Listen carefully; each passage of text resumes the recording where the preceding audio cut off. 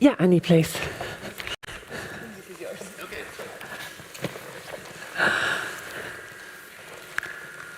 Good morning, everybody. My name is Sharon Masterson. I'm the manager of the Corporate Partnership Board at the International Transport Forum. You're all very welcome with us here this morning for our session on youth and how youth will travel in the future and what youth are thinking about transport right now. As many of you know, young people are disproportionately affected by climate change, and reducing this burden on future generations is imperative. With 1 in 6 people on Earth aged between 15 and 24, it is imperative that their voices are heard and perspectives taken into account in designing and providing transport systems today and the future. This session here today will be an interactive session. As you can see, it's a fishbowl session. We have 1 seat free. This seat free is for members of the audience who would like to come and join us and make some points or ask some questions during this session. We're particularly interested in hearing, how do young people envisage transport of the future? How can transport provide better access to opportunities for youth? And how can transport leaders ensure the young generation is listened to in policy making? And outputs from this session will feed into an ongoing project of our International Transport Forum's Corporate Partnership Board. So without further ado, let me please introduce our panel members here with me this morning. We have Jacqueline Poncet from the Moving On Board of Young Leaders. Jacqueline explores sustainability through her studies and professional work on public-private partnerships. Her upcoming PhD project focuses on the connection between social acceptability of PPPs and sustainability. In her free time, she contributes to the Moving On Board of Young Leaders, a collective aiming to create synergies between generations in order to change the vision of organizations regarding sustainability. So welcome, Jacqueline. Besides Jacqueline, we have Sophia Salek-Debron, Global Road Safety Ambassador at PTV Group. Sophia is based in Germany and has been nominated as one of the remarkable women in transport in 2019 by the German Federal Ministry for Economic Cooperation and Development, GIZ, and the To Me Initiative. She has made significant contributions to global road safety as a road safety consultant with the World Bank. Driven by a personal experience, Sophia is a dedicated advocate for road safety, working tirelessly to improve road safety for all. Next, we have Dorotea, who's with us from Croatia. Welcome, Dorotea. Dorotea joined the Seafarers Union of Croatia in 2014 and is the co-chair of the Young Workers, Transport Workers Committee of the International Transport Workers Federation. She coordinates young seafarers' activities with a special emphasis on the continued professional development of young seafarers. She is also responsible for dealing with national and international legal requirements for seafarers, working with the International Labour and Maritime Organizations. Dorotea also co-chairs the ITF Sustainable Transport Working Group and ITF Resolutions Committee. And Paul, we're delighted that Paul's here with us. Paul is the Director of Programs, Global Designing Cities Initiative. Paul Supanovic is the Director of Programs at the Global Designing Cities Initiative, leading the efforts to promote safe, equitable and sustainable public space and street space worldwide. He brings more than a decade of experience working with cities and transit agencies across North America, Europe, the Middle East and Australia, New Zealand to improve transportation outcomes around livability, jobs, access and safety. He contributed to the development of the NACTO Urban Street Design Guidelines and served as the transportation advisor to the Mayor of San Francisco. So you're all very welcome this morning for this session. Thank you to the audience for joining us. As I've mentioned, we do want to have you involved, so think of the things you would like to ask the panelists and any comments you would like to make as we move through the session. So Dorotea, first I will move to you just to ask you a little bit about the work that you were undertaking. How are you including the voice of youth, and why do you feel this is important in the area in which you work? Thank you, Sharon. I hope you can all hear me. And thank you for the opportunity to speak a little bit more about the workers' perspective, especially the young transport workers' perspective, when we talk about the sustainable transport. Because we are all aware that the transport, when we talk about the transport, we talk about the 15% of emissions globally. And that means that I guess we're all aware that we need to do something now, today. We don't have time, and especially as young workers or young people in general, we are aware that we need to start working on our future immediately. I do hope we're not already late. I just want to share one information with you from the IPCC recent report from March 2023, where they stated that the report confirmed that we are in a race against time, and it put a great emphasis on the human element. And this is something that I really think we should all think a little bit more about, because it's really important to share knowledges between us, to collaborate, to have trust, so we can all together work on this crucial issue.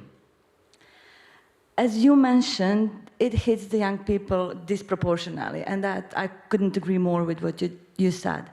And that's why we, as I said, need to act now.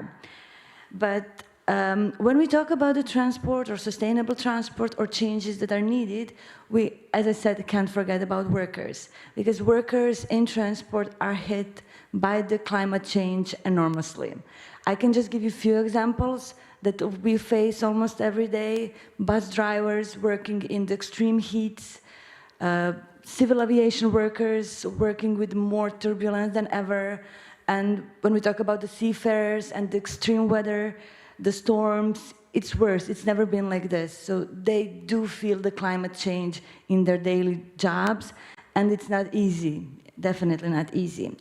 So I would like to focus a little bit more on the youth work, because we know that young workers globally, we talk about 10% of transport workers globally, general, but when we see some parts of the world, such as Africa or Arab world or maybe Asia Pacific, the percentage of young workers and mostly informal workers are much bigger, and this is why we need to talk more about the youth perspective. We need to listen to youth voices when we talk about this.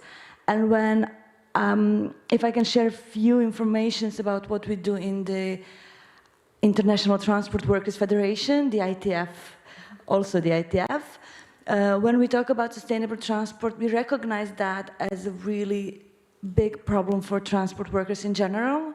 And this is why we do have a specific sustainable transport working group that deals with all means of transport.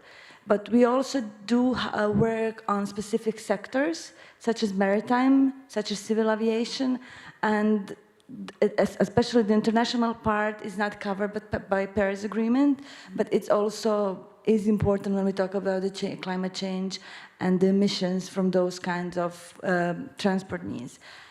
So we do have, for example, and I can talk a little bit more about that later, we have a just transition task force in maritime, when we do cooperate with International Maritime Organization, International Labour Organization, but also our social partners, International Chamber of Shipping and UN Global Compact, on making plans and taking into account the seafarers of future in the new ways of the industry or new industry that will happen to be more sustainable.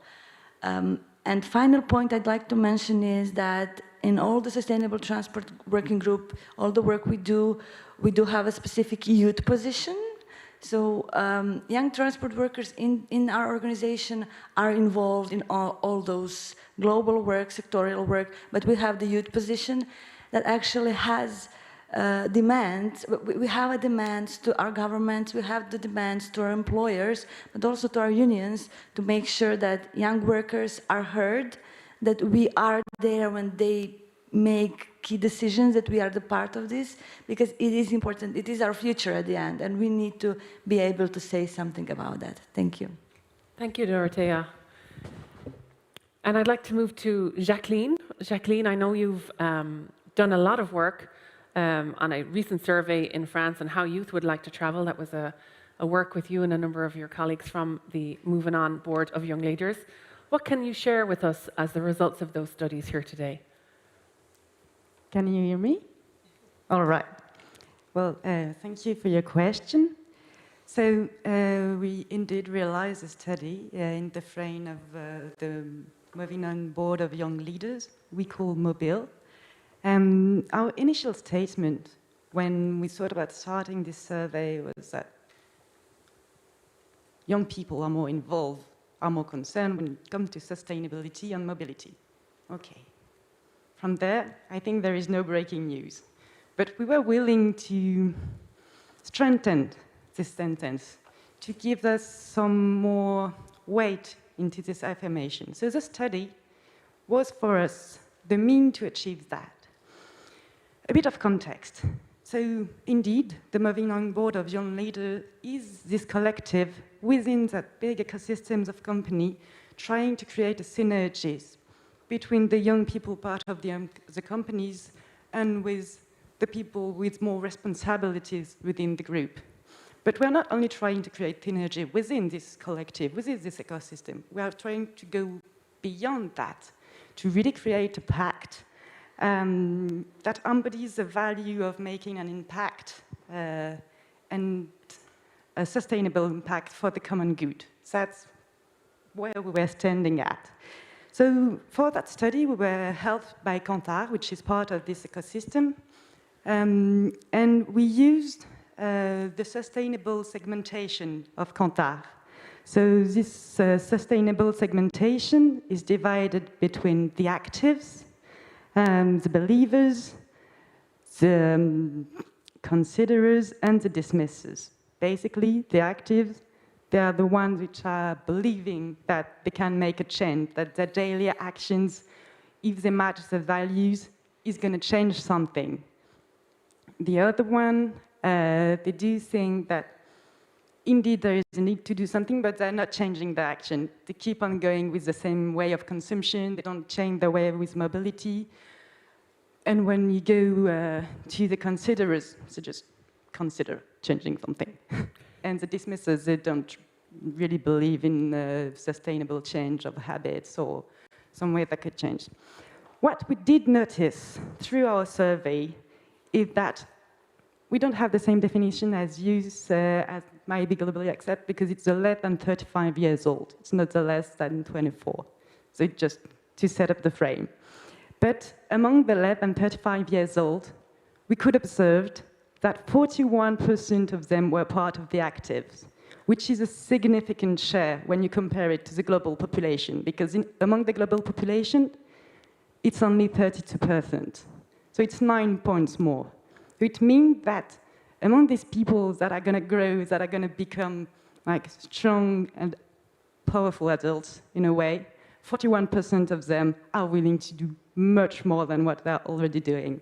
So this is something. What we also considered is that among the top 3 expectations, when it comes to mobility, sustainability almost comes first. It always appears. It is a really strong point. So this is a part. The other strong point, they are affordability. They are safety, as we are going to talk about later. But it's also efficiency.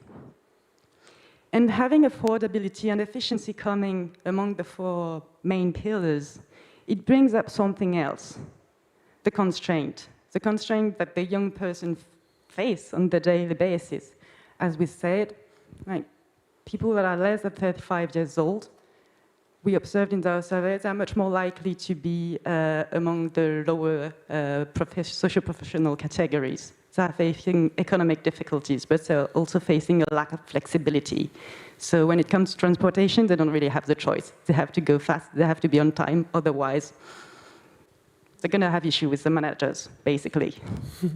So this is something, and these constraints, they create something. They create the fact that their actions, they don't really match their value. So it generates a kind of cognitive dissonance that creates a discomfort. And if you go further, this discomfort can turn into anxiety, the well-known eco-anxiety.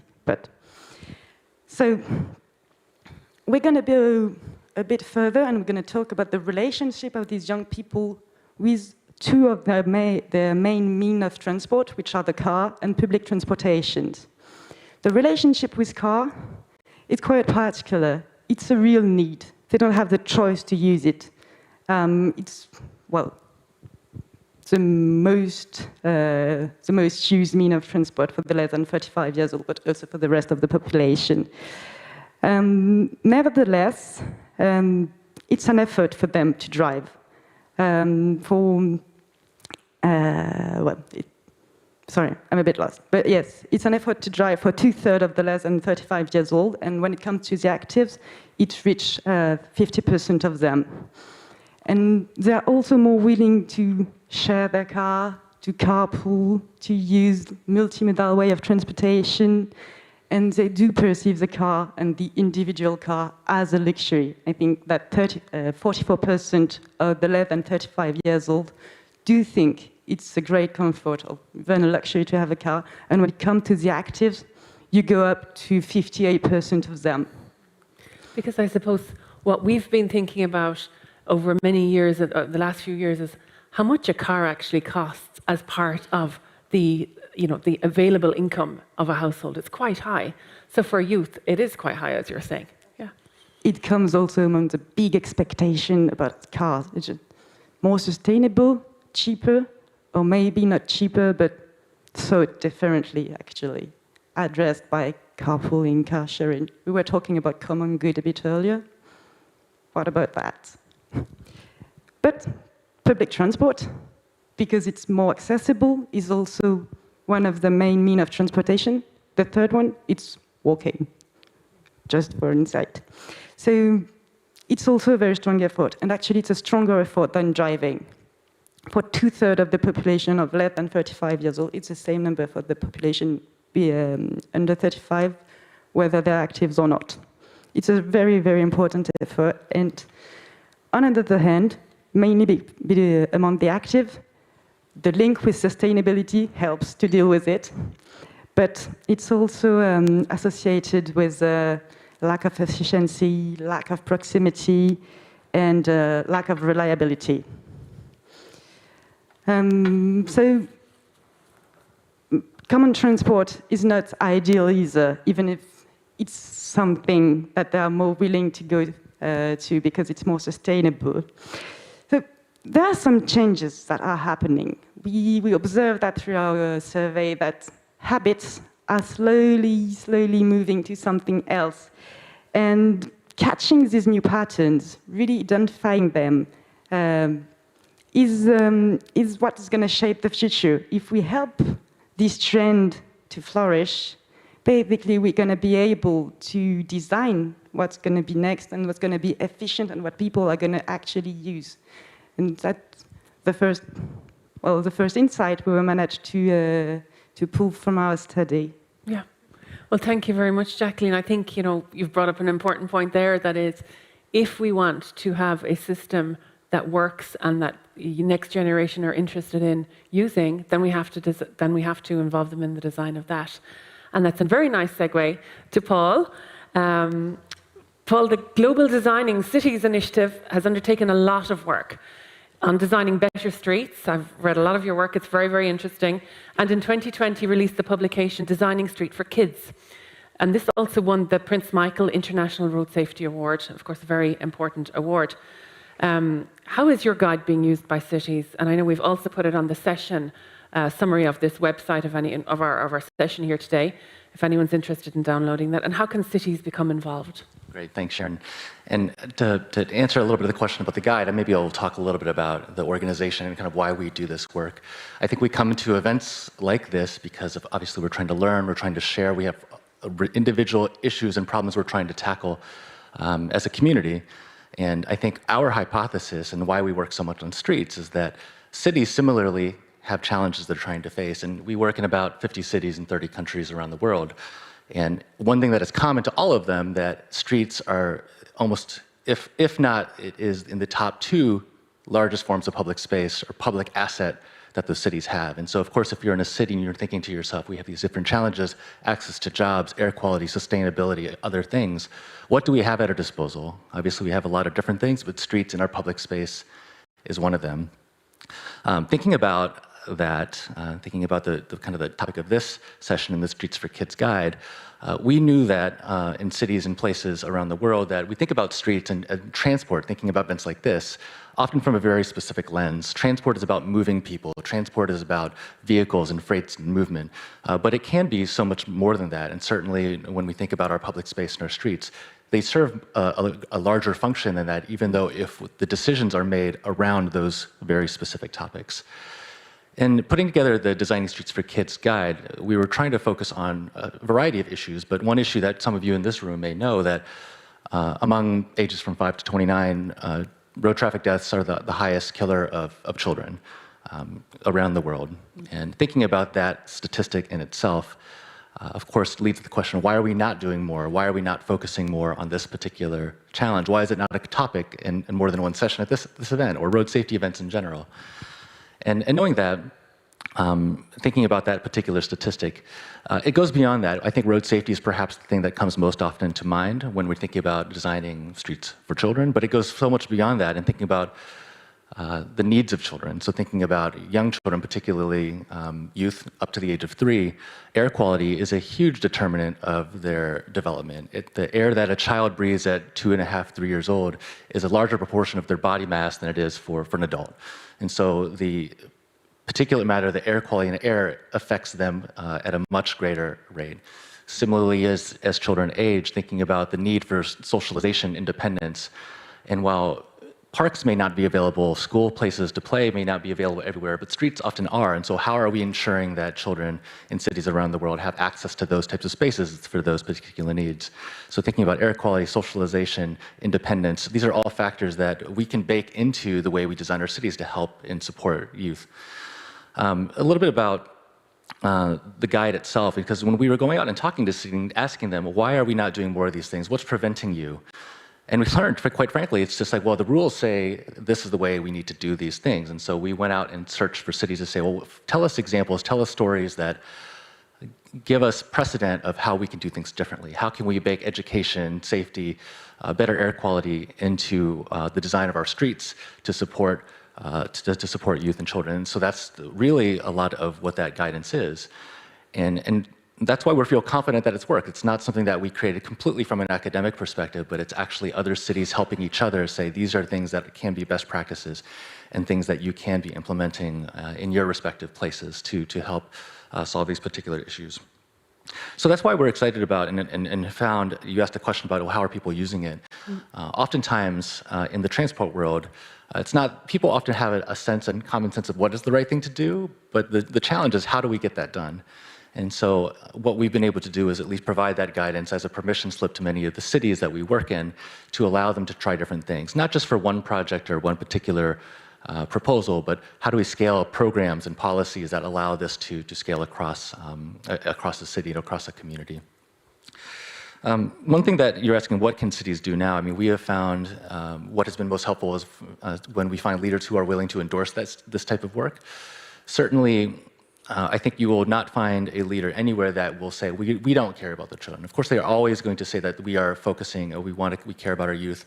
Some cities, of course, do that in greater ways than others, and I think we're going to talk about engagement and youth perspective a bit more. But finding at least ways to bake into their guidances and policies these type of topics into their design guidance, so that anytime a decision is made about how we design our public space, youth can be baked into that process, whether it be the design, whether it be the engagement, so on and so forth. I think you'd asked about a couple of concrete examples as well, yes. And this is always one that's fun to share. I have 2 children myself, and of course, if you ask your children questions, you're always surprised by what they will tell you, because they're always quite. Children are the best truth tellers. There's no well, until they get to a certain age, there's no shifting the story, but they'll tell you how they see the world. And I think there's so many different examples I would want to share. I'm sure one with you, Sharon, over the phone, but even simple things when designing public space. And this is particularly for teenagers and thinking about, well, we want to create a space for you to socialize and to be able to play and things about, well, it needs to be here because I want to be seen in front of this particular shop, or it needs to be here because this is actually where we all like to gather. And those are simple things, but they are simple things to get right if you just ask the question. Mm-hmm. Similarly, we work a lot in Latin America, and something as simple as redesigning a space with lights. A playground didn't have lights because kids after dinner, their parents wouldn't let them go out and play because it was dark and they were worried about security. And simple things as adding lights so the kids can play in the evening, night. And so there's a lot of simple examples like that we have learned just by simply finding more ways to engage children. We recently put out something called a children's periscope. And this is, again, kind of thinking about how do we make sure different perspectives are at the table when we're having decisions in meetings like this and bringing those ideas forth? And what's kind of interesting about this periscope is because I think it's something that we are certainly not the first to ever do this, but just if you can imagine what the intention is as an adult, I'm 5'7", it allows you to see see the world from the eyes of a 3-year-old. So if you're roughly 95 centimeters tall, what does the world look like? So it brings you down to that level, but the additional benefit of it is that it's a little bit clunky, it's a little bit hard to manage, and it kind of represents the same kind of physical motor skills you might have as a 3-year-old and how difficult the world might be to navigate. And what we found is that when we both give this to adults and give this to people to kind of think about, well, if you're trying to cross the street at 95 centimeters, what does that feel like? And how could you design this differently to make it feel safer for someone at that age? It's a really interesting activity, and we found a lot of engagement with that just because I think it really does open people's eyes when they see it from a different lens. And I believe at a certain young age, people see things from a different perspective as well in terms of speed of things coming at them. And that's something that also, I presume, you take into account, you know, the way they see things in terms of perspective and traffic coming. So I think that's, you know, something that's great. And I was particularly interested because when we spoke on the phone, Paul said to me, you know, we were talking about the shop, and he said, well, initially, as adults, we thought maybe they want to, you know, gather outside of the school, but that children said, no, we don't want to gather outside of the school. We want to leave the school. We want to go straight to the shop, and that's where we want the bench to sit. So I think, and we will see it. I think we see it in our own lives on a daily basis, where we have things that are designed. They might be parks, there might be pathways designed in parks, but then there's another trodden path where people actually tend to go. So I think that, you know, having an inclusive vision of design, and especially for children, as this is infrastructure that's there for a very, very long time. So thank you very much, Paul. What I'd like to do now is see if any of the audience have any questions. Would you like to say something, Sophia? No? I'll see if any of the audience would have any questions initially for any of the panelists, because I know that the panelists have questions for you. So, as I did say to you, After I do my part. After you do your part, oh, Sophia, yes. So we have, I've just come to Sophia, I'm very sorry. So PTV Group is a member of the ITF's Corporate Partnership Board, put forward the topic of youth, actually, when we were looking at the projects for this year as a focus area for studies. And you hosted our workshop last month on this topic in Karlsruhe. So why is including the youth perspective important to the PTV Group? And what is your key message to policymakers today? So maybe start off with the first question. So actually, we're really convinced that we must include the youth voices in all transportation discussions. Because if we are not listening to them now, how do the world that they seek will materialize, right? Especially in topics as road safety, as Paul mentioned, because they are, in many ways, the most impacted ones, right? Road crashes are the leading cause of death for children and young people aged 5 to 29, and for every young people who dies, another suffers a life-changing disability. So that means that each year, 1,000 young people aged 15 to 29 dies on the roads. And that is almost, from this number, 80% are males, which means that they are in the prime of their lives. And in many regions, they are also the breadwinners for their families. No, very often. Mm-hmm.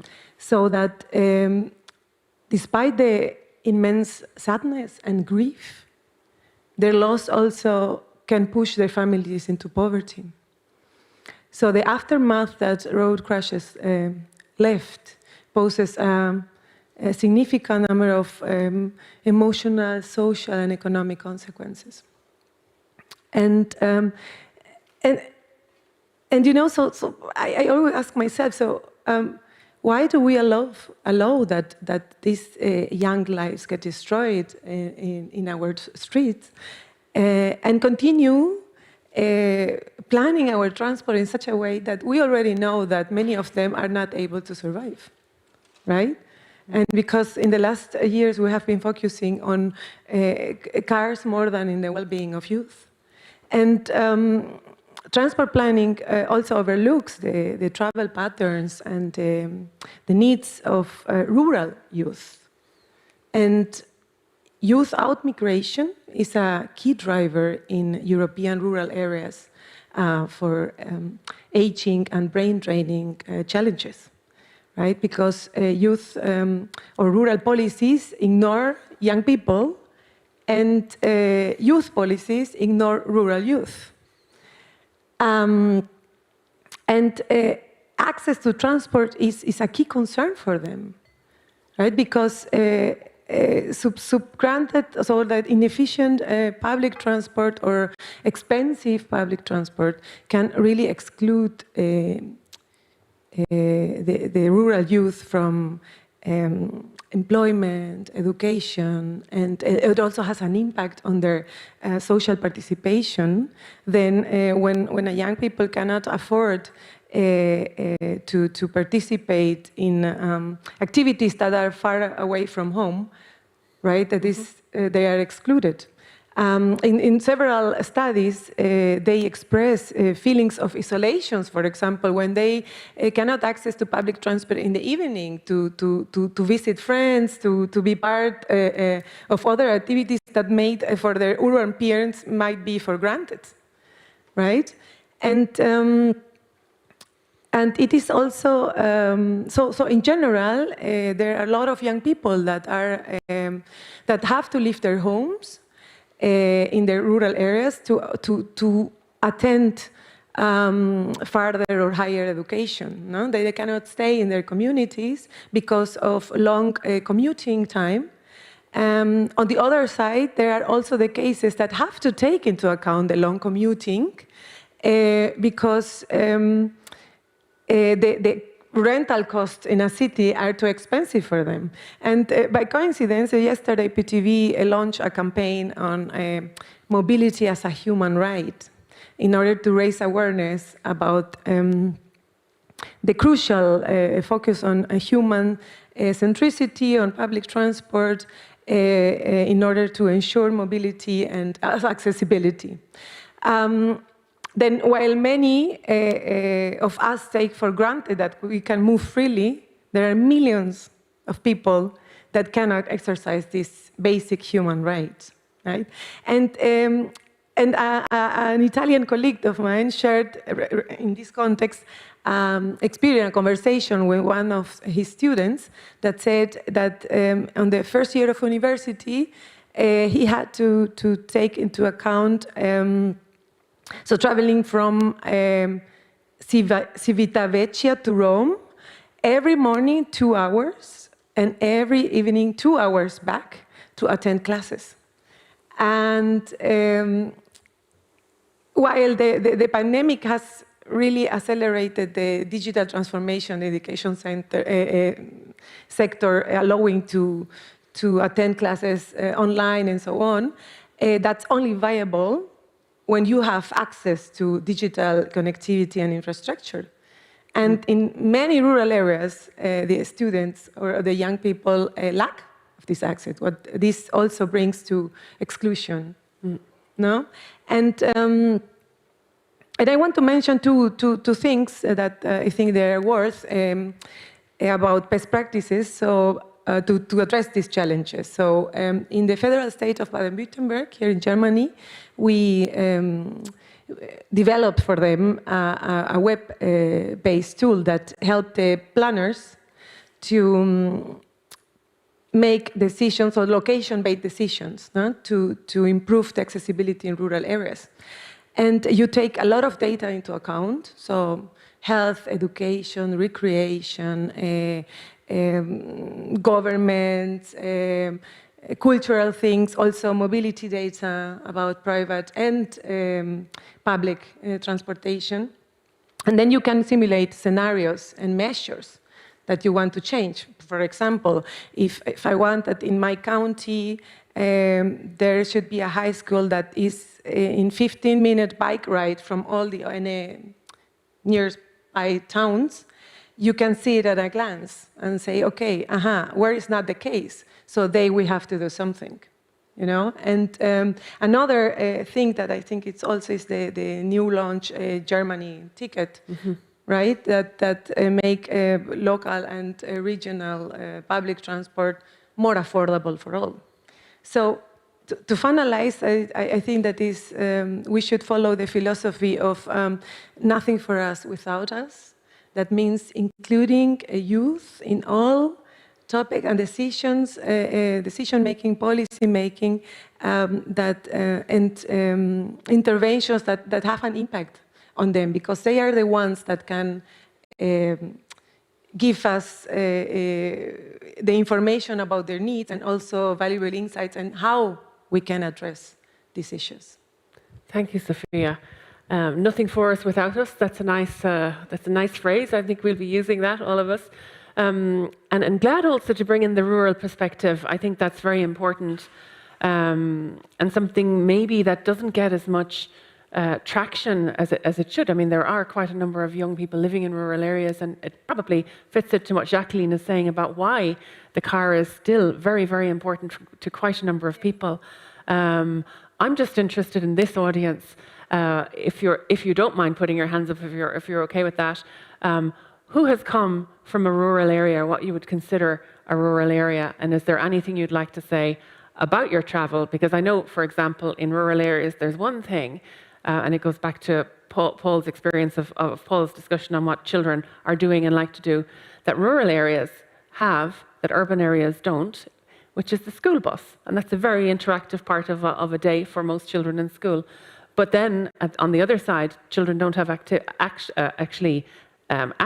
to many of the other activities, like going to meetings, going to football. It could be a half an hour, 40 minutes drive to going to something like that. So it's a big engagement of families for participation. So just a question, is there anyone out there who would like to give a perspective on your youth and on transport in rural areas? No? Everyone's shy this morning? Okay. So just any question from the audience for any of the panelists so far, or any comments?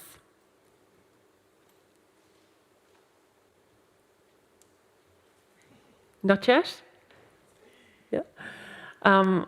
So then perhaps what I would like to do is invite Emmeline from Mobile up to the floor. Emmeline is a colleague of Jacqueline's and has worked on this Kantar study as well, and will give us some more insights into what you've discovered during this study. Thanks, Emmeline. So, hi. Do you hear me? So, hi, everybody. So, just as Sharon said, so I'm in Paul-Bois, and I am part with Jacqueline of the Moving On Board of Young Leaders. And we conducted our survey in France with the support of Kantar to really know what was the voice of the youth and what were the expectations today toward the mobility. And one of the key questions is, of course, how sustainability is important today, and the survey confirmed it, of course, but what we have to keep in mind is that, as Jacqueline said, active are really a huge part of young people, and we define active based on the sustainability segmentation of Kantar, and it's a group of people who are really the strongest, who really have the strongest involvement in terms of social and environmental issues. Sustainability is, of course, important because actives represent 40% of the young people. And these active are people who are really invested in giving time and giving money to a company who are trying to do good, and they are really personally affected by social and environmental issues. They really want to do more, and they want their action to match their values. And what is also interesting concerning these people is that in terms of profile, they are not especially living more in urban zone, for example, or they do not have especially higher income than the other people of the population. So it's really their conviction that drive their behavior, their values. And in terms of mobility, we can see how they try at least to match their action with their values. Because in terms of mean of transport, for example, aside from the main mean of transport, as Jacqueline said, which are walking, the car, and public transport, there are also people who are using more different means of transport, including the bicycle, but also carpooling and more globally shared mobility.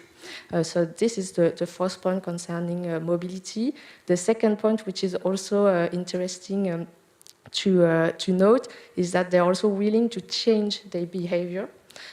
We asked them in our survey their opinion concerning different alternatives, and we can see that 1 out of 5 totally agreed. So it means that they are really convinced that they are willing to give up the car if there were a public transport stop near their house. They are also totally willing to use the bicycle if, of course, there were more bicycle paths, or if the bicycle were taken care by the company. So they are willing to do effort, but they need the support of all the other organizations or the other company to help them continue to have a more sustainable behavior. And also, we ask them also their opinion concerning the future of the car, because as Jacqueline said, the car, there is really a relation with it because it's a key means of transport even for them and even for young active, but at the same time, they have really high expectation concerning a more sustainable car. So again, we have 1 out of 5 young active who really agree with the fact that electric car, but also carpooling, represent the future of the car. And what is interesting to have in mind is that we also have 1 out of 5 who are totally convinced that they would prefer a world without a car. So it is in an ideal world, but it is something that they have in mind. And so to finish about sustainability, it's true that when we think about the expectation concerning the young people and more particularly the active one concerning mobility, of course, there are the 3 main pillars: safety, affordability, efficiency, that are key pillars to improve mobility. But sustainability is really today the 4th one. It means that it doesn't come after. The 4 pillars need to be considered in the future of mobility to change the behavior toward a more sustainable mobility. Thank you very much, Emmeline. And I think that fits into what we were talking about earlier. If we're looking at shared mobility, and we've done a lot of studies on this at the International Transport Forum, the potential for shared mobility to mean then that people aren't using their cars and parking their cars, they're moving all of the time, that would give us more street space as well, and that's an important part of the infrastructure. That parking area would give us more street space and allow us then to design cities differently. So perhaps we'll just see if there's anyone that has a question for the audience at this stage. If not, I know that the audience... Yes, Emmanuel. Please take a seat. Thank you. Well, thank you everyone for this very inspiring and informative panel discussions. I was particularly interested in this active segmentation, in this overrepresentation from young people committed to push the lines, to act and to change the way mobility is currently addressed. I've got a question and maybe an invitation to you, within Board of Young Leaders, to dig into, within this active segmentation, the way young people would decide to act to move the line. I have in mind this fringe of the population being involved in movements like in Extinction Rebellion, for instance, choosing to disobey, choosing maybe radical actions. I think it would be very interesting, at least for us moving an ecosystem, to get to know more about the drivers, the motivation, the risk assessment maybe of these fringe of population who don't believe that standard action will be enough. Any ideas, any suggestions on this? Thank you very much for this question. Well, question, new topic inside our topics, actually. Among the actives, I think there can be a whole new segmentation going on, indeed. What I think can be taken into account into this act of rebellion, but it's not really rebellion, it's protest, it's expressing something. We were mentioning the notion of cognitive dissonance, eco-anxiety. At a point when you feel threatened, your answer doesn't match a certain level of communication. You have to expel something. And what is quite impressive, it's the amount of people that are gathering these gestures. So it's not something, for the moment we have this segmentation, we have this 41% that are the actives. And within the segmentation of Kanta, we stay into willing to do more, willing to invest more. We are not reaching the putting themselves in dangers or defying the authorities because they believe in it so much, they are not willing to play the game by the rules. And what I think is very interesting in that is when we're willing to defy something, when we are willing to defy the authority, the public authorities, but also the private property, you reach something else. And rebellion is also an added value. It's an added value because it takes out the shadow of a blind spot of something that is not taken into account enough. And I think that's how this act of rebellion can be seen as, well, not only a share on market, but also a massive boulevard of improvement. I saw that we have the young leader from road safety here. Ah, Maybe she would you like to come up? to take a seat also. Yasmin. And maybe you can introduce yourself? Hi everyone, I am Yasmin Al-Moghrabi. I am the Regional Youth Leader of Road Safety in North America, selected by the Global Youth Coalition for Road Safety. I'm so glad that you are discussing this topic, especially now we really need meaningful youth participation. We don't want to be like just as decoration or manipulation. As you know all that the global plan for the second decade of action of road safety 21-2030 recognized us as key stakeholders, but unfortunately neither young people are included meaningfully in the design, implementation, or review of road safety action. So I'm so glad that you are discussing this topic, because instead of blaming us for dangerous road behavior, work with us. We really want to work with policymakers. We have ideas, we have skills, we have our needs. For this reason, Youth for Road Safety realized the policymakers toolkit for meaningful youth participation in road safety and sustainable mobility. And this was the first step that we did to help government, to help NGO, academic institution, to know how to engage with us, what the benefits, what the outcomes. And we already started. Till now, we have more than 30 youth-led projects across the globe. So really thank you so much for giving me the opportunity now to speak. We're delighted you did. And I'm delighted to see there's a representative from Youth for Road Safety here. I know that back in 2020, at the ministerial session on road safety in Sweden, there was also the first time I've seen policy discussions with really a huge youth representation. So delighted that you're here, and I think it's very important that we include, and this is why we're having this session today and why we're working on a project on it, that we do include the youth, not only talk about the youth, but include the youth. And I think this is a point very well taken. So thank you very much. Thank you. Is there anyone else here that would like to make a point or ask any questions at this stage? If not, I know that we have some questions for you. Yes, there's a lady here. Would you like to come up and take a seat?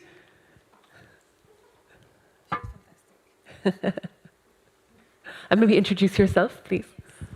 My name is Cyprian Odada, and I am just stopping my youthful age. I'm turning 36. I work with Critical Mass Nairobi, and I work with a lot of young people. Critical Mass Nairobi is a movement back in Kenya for cyclists, bicyclists. And there's a lot that I experience with the young people that I cycle with. We have young people and old people, but majority are young people. And just like Yasmin has said, there is a lot that we can learn from young people. The way they experience their transport system is very different from, the generation in front of them or ahead of them. So we need to figure out what is it that young people want. We think we know, that we think we know what they want, but we don't necessarily know. They don't want to drive cars the way most of us were dreaming of. Now they want to ride scooters to work.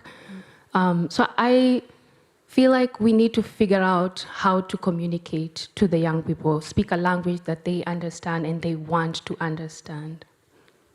That's great. It's been part of the discussions over the last few days of what is influencing young people. And I had a discussion with someone yesterday who said, it's interesting. We are going to have a television follow us and talk about what we're going to do. And then we talked about, but what are the influencers of children? Is it television or is it Netflix? Is it TikTok? Is it Instagram? So maybe we need to be present where they're present and to just engage in those conversations as well. So I think it's a point very, very well made. Thank you very much. Paul, yeah. Thanks for your point. And I think one thing it prompted me to want to share as well, and I think it was great to hear from you as well, Yasmin, how it, of course, in terms of representation, of course, all these decisions that are affecting a particular population, whether it be young people, older people, others, needing to make sure there's, of course, a necessity and a moral right to make sure those people are represented. But coming from the infrastructure perspective too, I think you brought up a very good point. Infrastructure, as many of us in this room know, it is not a 1 year, 3 year investment. It's a 10-year planning, 10-year, 15, 20-year investment. And why would we be making these decisions, these multi-million-dollar investments, without understanding what the future may hold? Of course we have models, of course we have different things, but cultural trends are shifting. I had a very good conversation last night about public transport, and even in the last 3 years, the whole economics of public transport has shifted. And so that's why it's almost beyond the moral necessity of this. It's a financial necessity to make sure that we're making the right decisions for our next generation. Yeah, for sure. Yes, Dorothea. Thank you. Just following on the whole conversation we have now about the inclusion of young people in all processes, I think it's crucial on local levels, national levels, and international levels to have the youth voices, because I said that, and I'm talking about that all the time. It's the young people's future in stake here. And we need to take, if we talk from the young workers' perspective, because young workers in certain age, they start working and they don't have decent wages. Their workplaces are not safe. So they have a problem to get to work because there is not enough public transport maybe, or they're coming from rural parts so they can't get to work, or they have a really late buses, or they miss them. And it's expensive to rent a car or have a car or park a car. And again, it's not sustainable. So we do need to involve young people to hear what they need. And there is a lot of knowledge with young people. It's not that they're just learning and we can just have a small group of young people somewhere around so we can say, yes, young people are involved. But we need to make place and space for them to be really involved, because there's a lots of things we can and we must change. We talk a lot about occupational health and safety. On work for young people, it's also something that we need to consider when we talk about all those issues, and this is why we need to include young people in all conversations we have. And I don't think they will be so rebellious if they're involved, if they have a possibility to do something. We just can't ignore them that much. Thank you. Thank you, Dorothea. And just behind you, there's Mohammed Mezgani, who's the head of UITP. Please come up, Mohammed. I'm glad you put your hand up because I was going to call on you. Because I said we have to have some insights from Mohammed on, youth and public transport. Talk to us. What are the trends? What are you looking at where you're working with public transport operators all around the world? Thank you.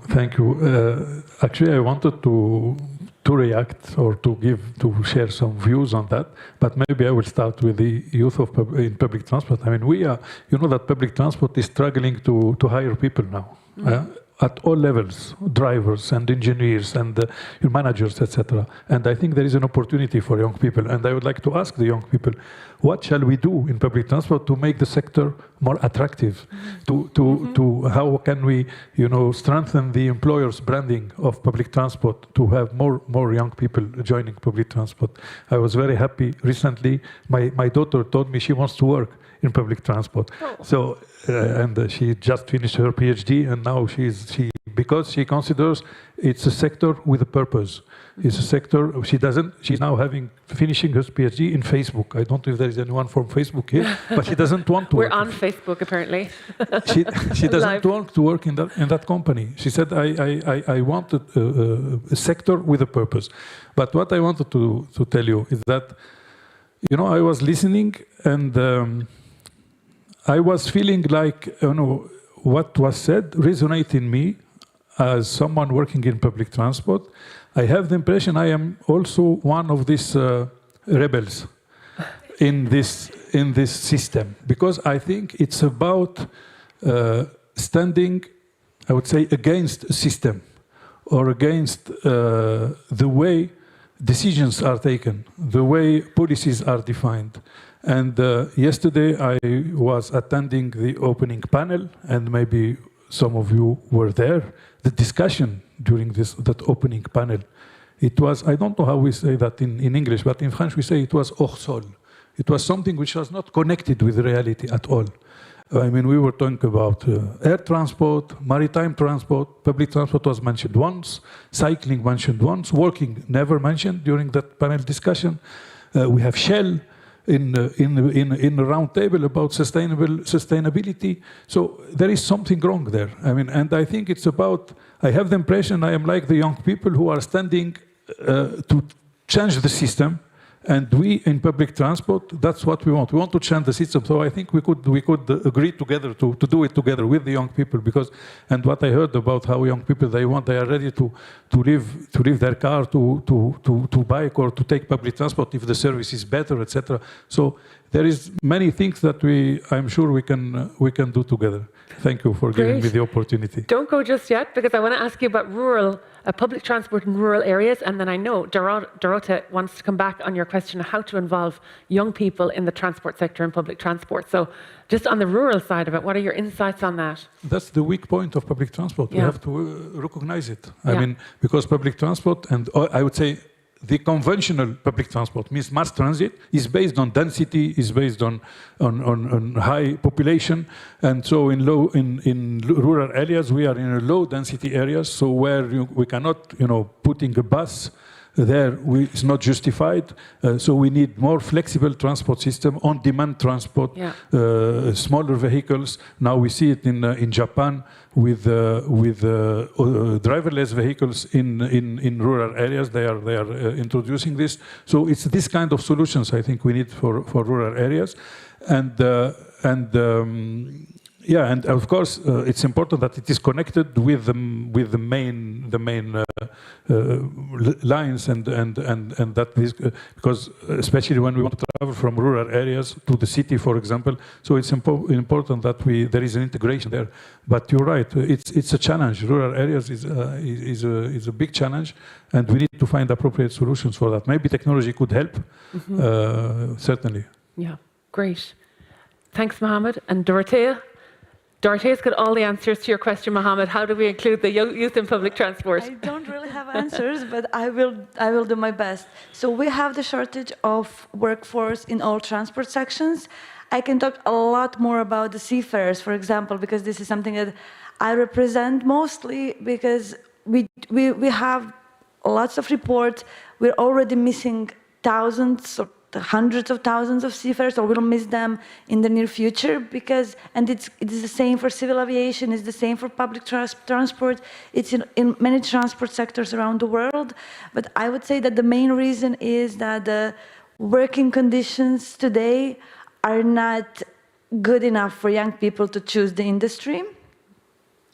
The salary is just one part, but the health and safety is really important. The working hours, the conditions. I mentioned the heat, for the extreme heat for bus drivers lately or in the last couple of years because of the climate change. So what we need to do is we need to find a way how to have young people back, how to make them choose our industries again.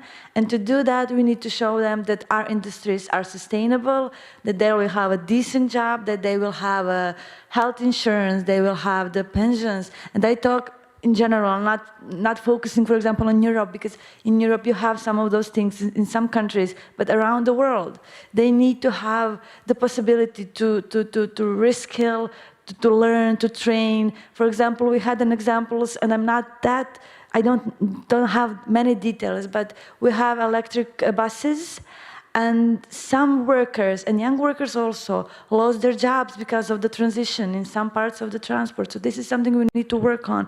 We need to find a way to give them the retraining possibilities. So, and they don't have to pay for that in most cases, because if we don't do that, they'll just find another industry not connected to transport. Well, they'll have decent working hours, they'll have higher salaries, and this is something we really, really need to work on. And again, young workers in particular are aware of the climate change. So we need to take that on board when we talk about the sustainability in transport.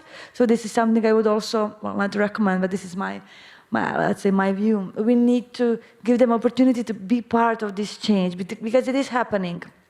It is happening everywhere. And again, from the shipping industry perspective, the ships will change. The fuels they operate will change, and this will be very dangerous for future seafarers. So if we want young people there, we need to make sure that they have enough knowledge, enough skills to be able to operate those ships safely for everyone, for them, for cargo, for environment. And I think it's similar in public transport. Thank you for mentioning this. I can assure you that this awareness is growing among the public transport professionals, and how to make the conditions better, of course, make it more comfortable, more attractive for the people. So things are changing, and I would like to make a suggestion, because I see Alana Dave here is here from the International Transport Workers Federation. I don't know if you are as well. Oh, sorry. I didn't know your position. Sorry. Thank you for that. That's great. But yes, there's a lady just here in front of Alana, and then maybe we'll go to Alana if you have a question. Yes, come up. Thank you, Mohammed. Hello. Hi, everybody. I'm Keisha Mayuga. I'm from the Philippines. I work a lot with civil society organizations, but I'm also an urban planner, working mostly on cycling, but also working a lot with the youth, actually. Because in the Philippines, it's the youth that's really pushing for change in the transport system. And one of the challenges that we're having, I mean, it's great that everybody here is talking about, let's listen to the youth, but I just want to see, I'm sorry, this might be offensive, but is there anybody here 30 and below? Anybody? Anybody? Yes, see, there's a few of us, including myself, but I think not that we have to lessen the people who are older than 30, but we need to bring in more people here, and not just to listen to them, but also to mentor them. In my experience working with a lot of young people, there are not a lot of mentors, for example, in public transportation, in cycling, in active mobility, in the whole system. And that's why me, as a Filipino, I had to go to Europe to actually learn about these systems, because nobody there is teaching us anything. And I'm the one who has to impart the knowledge that I'm learning to them. And that would be so beneficial if everybody in this room could identify a group of young people, or even a young person in your workplace, to really mentor them and say, you know, we want to listen to you, but at the same time, this is what we've worked on, but I want to learn from you. So I think people here have the power to actually empower the youth and to mentor people. You know, we don't want to, we're building the world for them. In 70 years, we're going to be gone, and they're still going to be here. So it's not really a question, it's more of like let's empower the youth. You know, in these conferences, we should have like a 50% people 30 less, or 50% more than 30. And, you know, make it intergenerational, make it really intersectional, listening to everybody and mentoring people, because we know we are the experts here, but we need to teach it to the next generation. So that is my, I guess, point. Excellent point. I'm sure everyone's going to jump in on that, but it's something I'm personally very passionate about. And even in the work that we do at the ITF, the International Transport Forum, I say, you know, we want the students that are studying today, or the people that are, the citizens that may be thinking of studying, to read the work that we're doing and look at this. It is not just for our ministers. Of course, it's for our ministers, but it's for everybody. It's not for just the CEOs. It's for everybody who's going to be starting and who's going to be the decision makers tomorrow and the day after tomorrow. So I think there is huge potential. And I know, Sophia, you want to say something. I can see it. And I think, Paul, you wanted to say something as well afterwards. But you know, actually, the idea of doing this CPB project came from last year when we were here with my CEO. His conclusion was, we need to improve the participation of young persons, also in such events. And that was the suggestion to the CPB, to ITF. And because of this, we are doing this, the project about including young voices in transport planning discussions. And we have run already some workshops with young people. So this is now this session a continuity, and by the end, Sharon can explain it better than me, would be also a report that should, give some suggestions to policymakers, you know, to be aware about the topic and the importance of including young persons. Yeah. Thank you. I'm just going to make a small comment. And I think it's indeed very nice that we have the possibility to be here and to discuss what we shouldn't have to do in order to be empowered, be able to talk, is to bend our idea in order to fit in something which is more well suited for grown-up talks. That's something. We can match some of the references, but we need to have the floor open for some, full steps. We're going to say some, things that may be wrong, things that might not be interesting, but we also have to have the space to give these small ideas that might grow up into some beautiful things and more sustainable and more inclusive. That's how I join you. Hello? Yeah, that's a great point. And actually, you know, these forums might not even be the best format for young people, honestly. For me, I think it's important for decision makers now to be open that maybe I'm not the smartest tomorrow for this. You know, maybe I don't know, probably, and be able to be open to changing the format. Like, the youth have so much energy. We don't have to be so rigid, you know?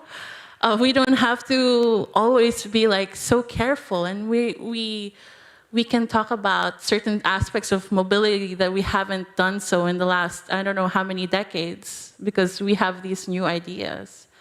And I totally agree, we need the space and we need the listening, not just, you know, to mentor, to tell us, but more of to mentor, to pass it on, you know, pass on the knowledge, like, do this, don't do this, this is what went out for us, but it might not be the same for you. Yeah. Great. Well, my comment was, it was actually going back to commenting, responding to Dorothea and Mohammed's discussion, if I could just make one thing. Paul. But I just wanted to echo, I 100% agree with what you were saying. And how do we make the conditions, if we're thinking about having people join this industry and making it attractive for the next generation of workers? Certainly the compensation and the benefits and the flexibility, I think those are important factors. And those factors, frankly, probably have changed in terms of generational, what they want out of a career. But Mohammed, I think what you had mentioned, back there, I can't turn all the way around. What you had mentioned, I think, is actually quite crucial, and I'm going to make two generalizations here. So I apologize if this is not correct, but just my perception is that I think what you said about an industry with purpose, and I assume that all of us that are here in this room did not choose this industry for the money or for the fame, let's say.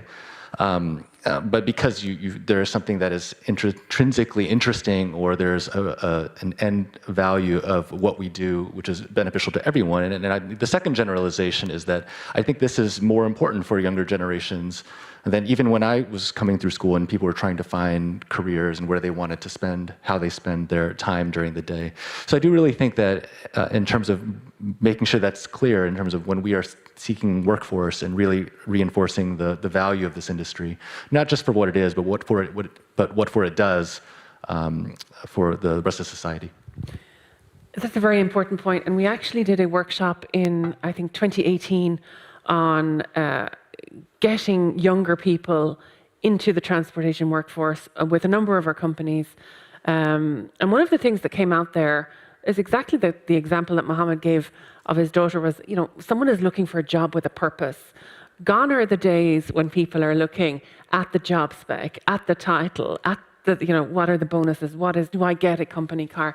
That has totally changed, and companies are rewriting not only their job specs, but their mission statements of their companies to actually make companies more attractive to youth and to employees in general, because there are certain sectors that not alone is it difficult to get youth, it's difficult to get employees at all. So it has necessitated a total rethink of what are people looking for in jobs.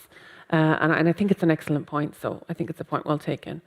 And just back to this lady's point from the Philippines, let's think about how we can do this, because it's not possible for everyone to come to conferences. It's not possible for everyone to travel to conferences. It's a huge cost, first of all, and time constraint. But one of the things that the pandemic has brought us is accessibility in another way, in terms of when we hold conferences, when we hold webinars, people are able to join them.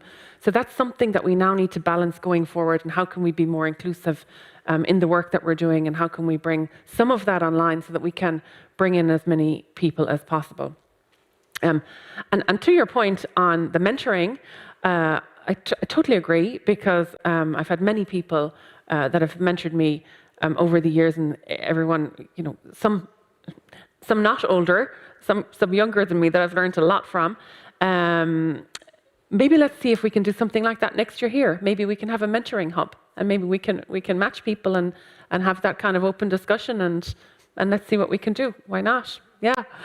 Anyone else with a comment? I don't know, Alana, if you wanted to say something. No, you're good. Did anyone else? Yeah, Jacqueline? I have a last comment, because we've been mentioning attraction to the sector of public transportation or transportation in general. We've been discussing how to adapt our cities, our rural areas. And that's bringing us to designing, employing, creating movement, within countries, but also among borders. The subject that Paul brought a bit earlier about funding this project is also that we have to create the right interface between the public sector and the private sector to make that happening. Because the funding of transportation is generally made through the connection of these two sectors. It's very complicated fundings, it's very complicated contracts, it's long, it's fastidious. It's 3 to 4 years to create this relation, to create this public procurement, but then you have to, attribute it, and then it's over, I don't know, 7, 10, 15, 70 years when you come to the Viaduc of Millau of managing. And then there comes the cost of this infrastructure that the private sector cannot handle by himself. So the public sector has to come there, but to manage and maintain that infrastructure, you have to pay people to do so. There comes the question of the employment, but you have to make it attractive. But private sector needs it to be, well, not efficient. So you have to manage and create that balance. So we have to find also this right contract between the public, between the private, that manage to make it attractive so the people that are going to work there, that manage to make it sustainable, because during the renegotiation, we know that the first clause that are just, well, putting to trash are the sustainable and the social wise, because economic come first at some stake. So we have to manage this contract. We have to observe them. Transparency is a thing, flexibility is another one. And we know that public procurement, not the best one when it comes to flexibility. And that matters. So plenty question when it comes to that. And plenty question when it comes to managing infrastructure over, I don't know, 30 years. How do you keep them, well, adaptable to the need of the youth, the growing youth, the teenagers? Plenty questions that comes with it. That's a very valid point. I mean, it is a huge investment, huge investment. It's something that's oftentimes very, very rigid. So how do we future-proof it, so to speak? Any other questions or comments from the audience? I know we have some questions for you. So we'll turn to Paul first. Oh, yes, we have.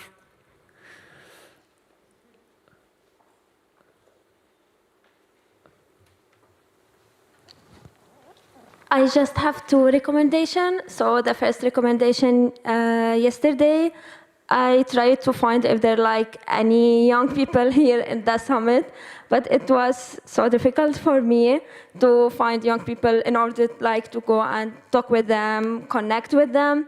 So maybe I have like a little recommendation.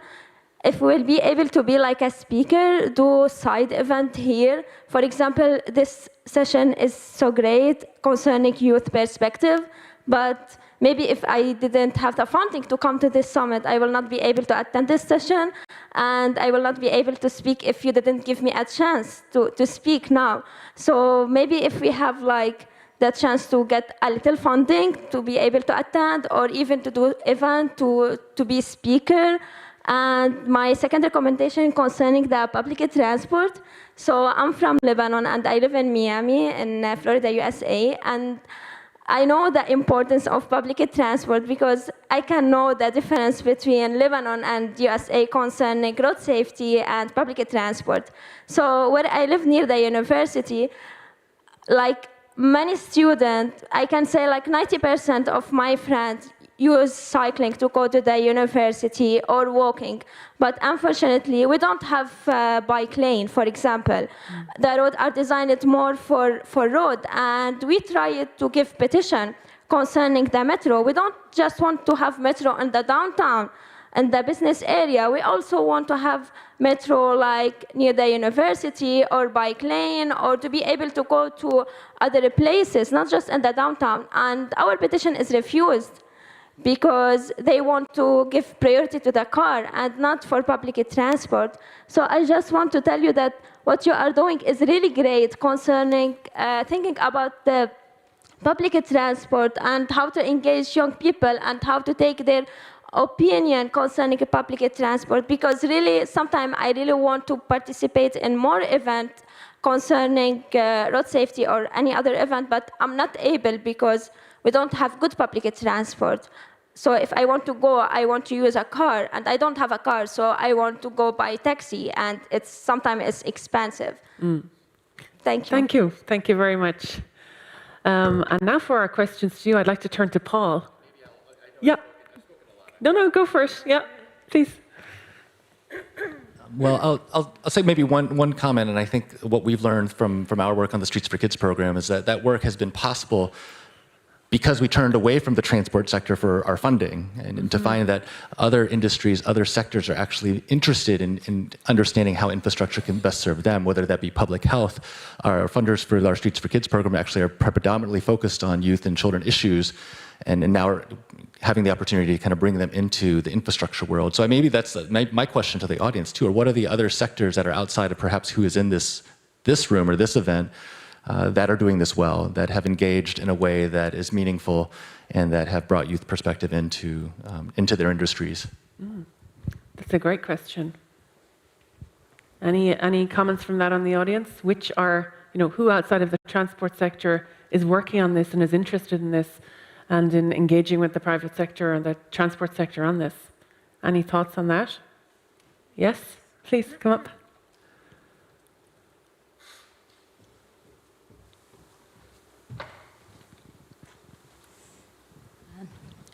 So one example I have, my name is Georgiana Sider. I lead sustainable transportation for Amazon.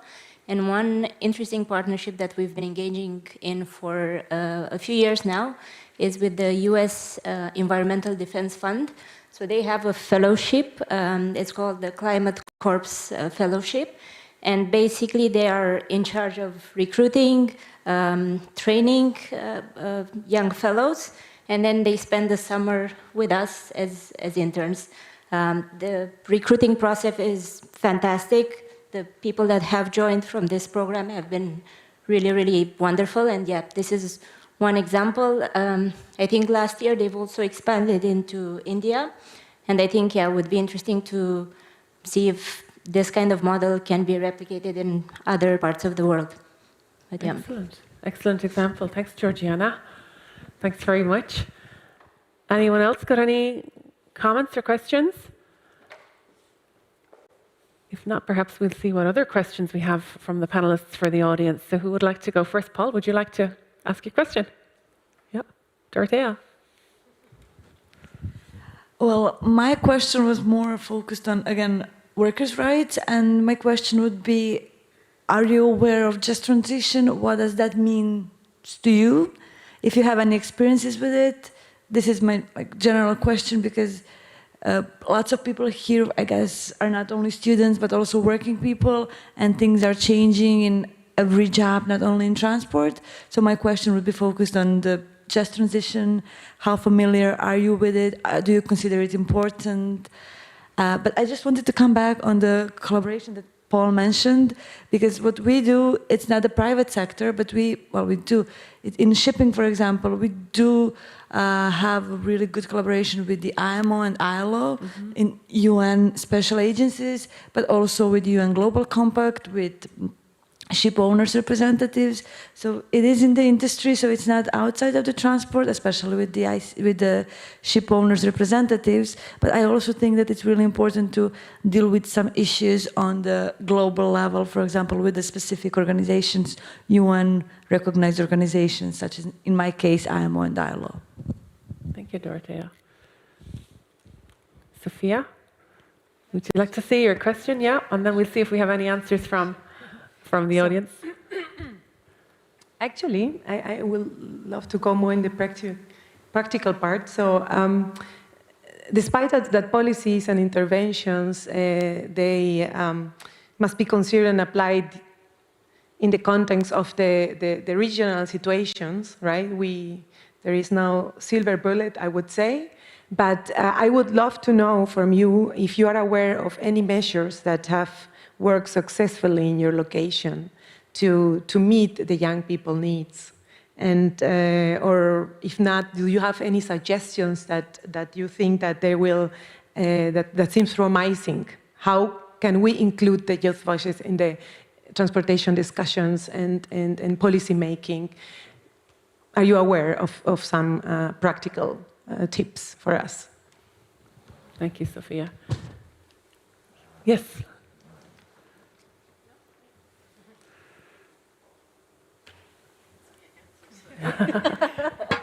No, actually, I want to answer all of your questions because very quickly though. So in terms of other industries and other sectors, actually in the Philippines, we work a lot with the Department of Health. because road safety is actually one of the killers of the youth, not just in the Philippines, globally. So the Department of Health is extremely concerned, is very, very active in not just trying to avoid road crashes for youth, but also encouraging people to take up active transport, so cycling, walking, etc. So we've had a few projects with them, and they actually funded the first bike lane in some cities. So that's one very good champion that you could work with. And then to your question about just transition, yes, actually, that's also one of the challenges that we're facing right now in the public transport sphere in the Philippines. We have popular transport, jeepneys, and we're trying to transition into a different system, not just digitalization, not just electrifying, but also changing the, what do you call this, how they're getting paid. Because at this moment, jeepney drivers are just getting paid by the day. Especially during the pandemic, there were no passengers, and of course, they were left with nothing. So we are really trying to adjust to this. The just transition is actually such a crucial part to how we can make public transport effective in a lot of countries, especially those who are trying to adjust with popular transport. And lastly, on your program, actually in the Philippines as well, again, I work with a civil society organization called Move Us One Coalition, where we actually started having this Young Mobility Leaders program. Because in the Philippines, we don't have a lot of educational materials. We don't even have a lot of courses on transport, honestly.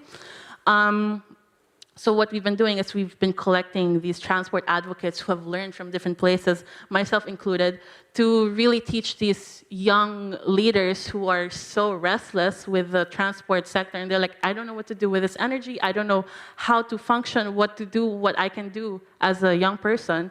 And we teach them, this is how we actually operate within our political space. This is actually what it means to have road safety. Right now, there's discussions with the youth on why an underpass and an overpass is anti-pedestrian, and not a lot of people know that. So discussions like those, and social media is a huge player, especially with young people.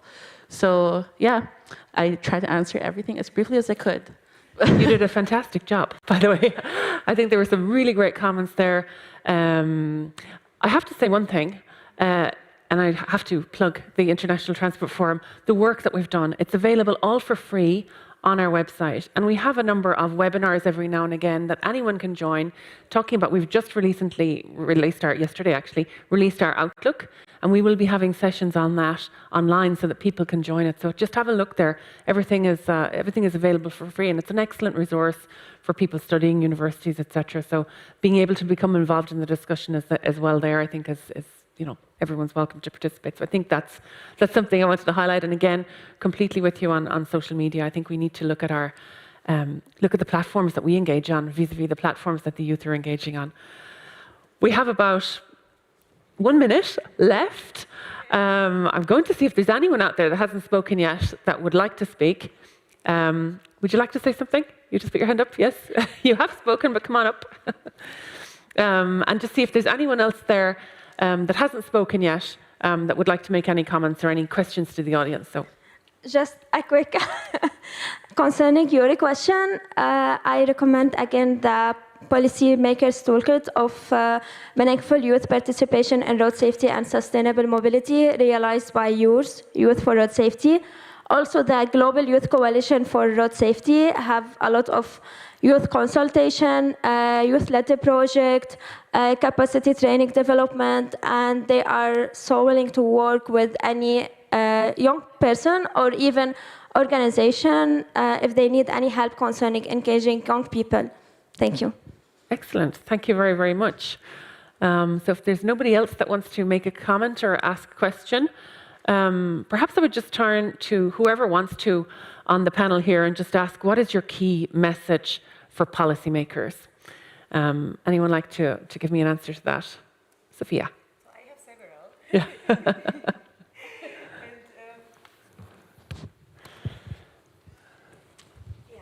So since we have talked a lot about rural youth and I would like to recommend to make a deep analysis of land use and transportation and planning relationship and its impact on children and youth.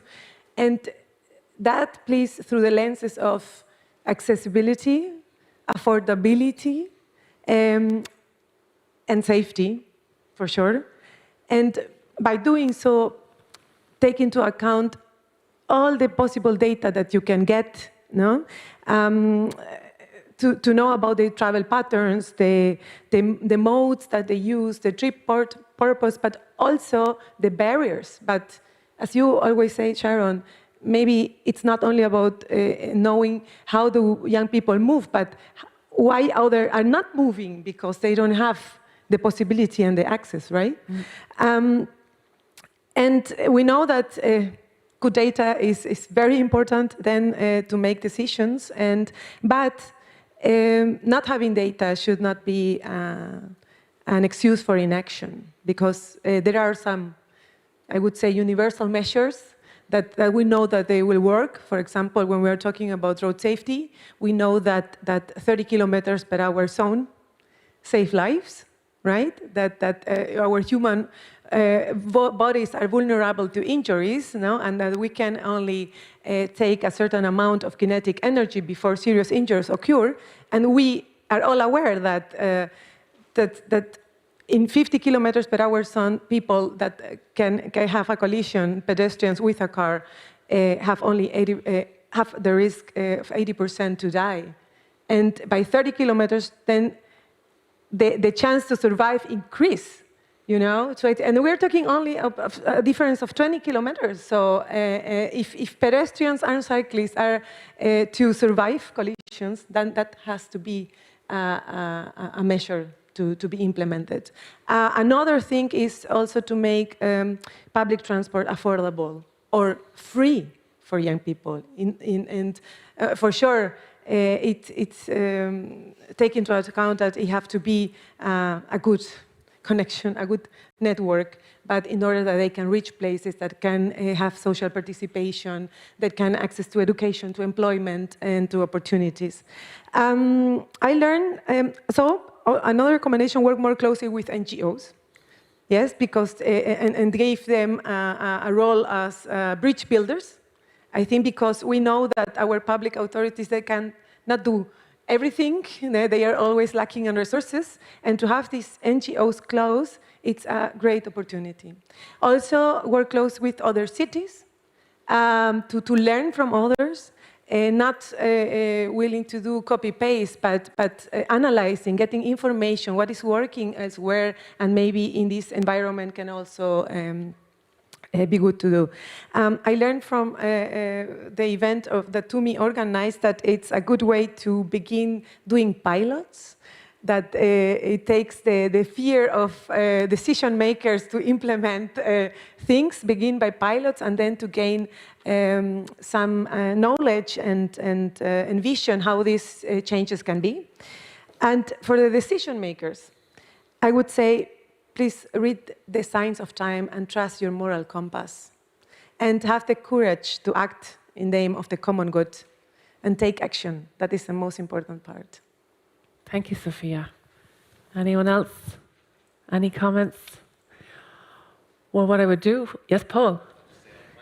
Yes, please. Brief, but I think in the closing comments, I'm just looking on the board. Of course, perspective is the key thing here, and I maybe just 3 sentences that, and I think echoing what you said, transport is a human right, that poverty is real, and then always ask yourself, who's not at the table? Exactly. I think that's a great note to end it on. So thank you very, very much for that. Thank you to the panelists, to Jacqueline, to Sophia, to Dorothea, to Paul. I'd like to also thank Manuel Musso for bringing Moving On Board of Young Leaders to this discussion and to our workshops in the past few months. I'd very much like to thank you, the audience, for being here this morning and for being part of this panel. So big round of applause from us for you.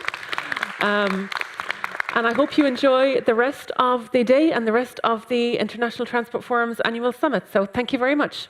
Bye.